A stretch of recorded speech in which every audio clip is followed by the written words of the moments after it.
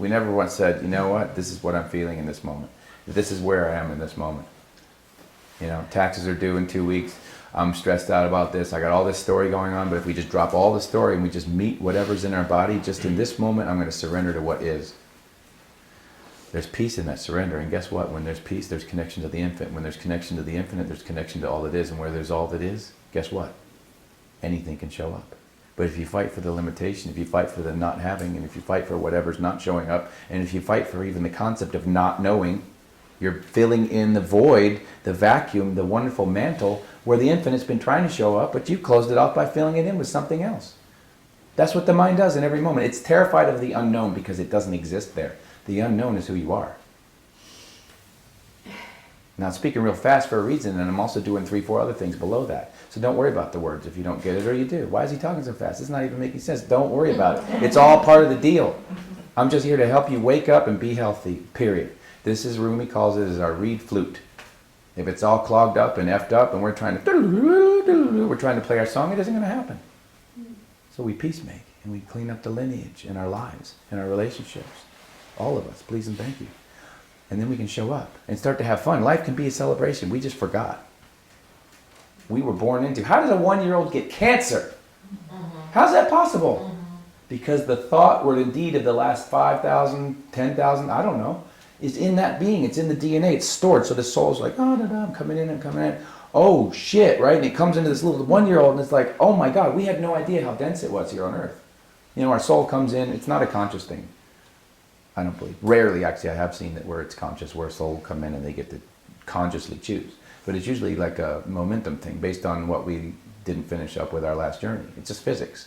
We're just drawn into another, and we work out stuff, or we surrender, or we don't.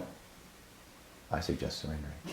And then all of a sudden we're in this deal, right? And then all of a sudden we're at the end of our life, and then there's full consciousness. We're not identified with the story of who we are, we're identified with being itself. And all of a sudden there's freedom and peace when we die, and dying is not a bad thing. It's this wonderful, beautiful surrendering, like jumping in cold water, and all of a sudden there's still consciousness. Wait, but I just died. How's that even possible? There's nowhere to go. Where do we go when we die? There's nowhere to go. It's just here and now. All it is. Consciousness itself. When we surrender to that, there's no problem. There's no suffering in this moment. Ever, never was there suffering in this present moment. How much better do you feel from that word medicine that you just received? Truthfully, you don't have to be nice to me. I'd rather people be honest than nice. You feel much better. Thank you. You get what you claim. Not because the infinite has an ego. It's physics. What you give out is what you get back. Thank you so much. I love you. Oh my God. It showers back to me instantly. How's that even possible? Because that's its nature. It is undifferentiated consciousness. That is what the source is. That's our true source. It's never what shows up out here. It's never what shows up in your physical reality. That's not your source. Just like the bathroom mirror is not you. It's not.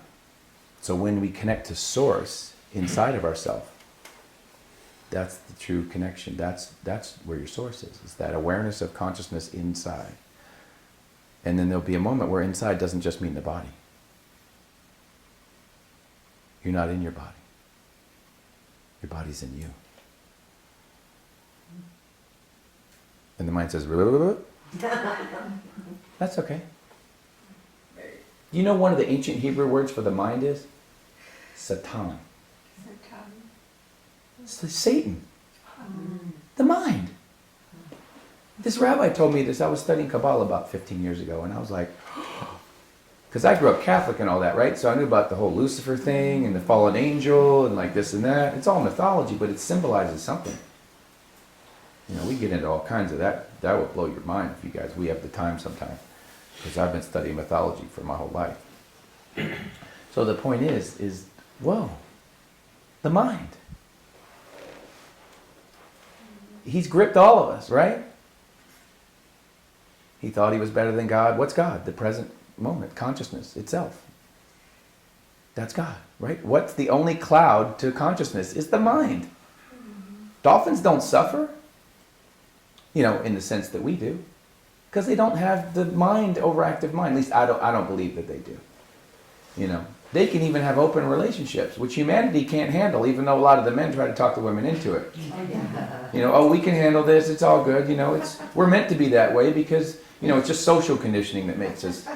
And that's all true, actually. I do think when humanity wakes up and we start using all of our brain, all of our heart, when we wake up to who we really are, yeah, we can probably handle it, but we're not. So when we do that kind of thing, it creates trouble.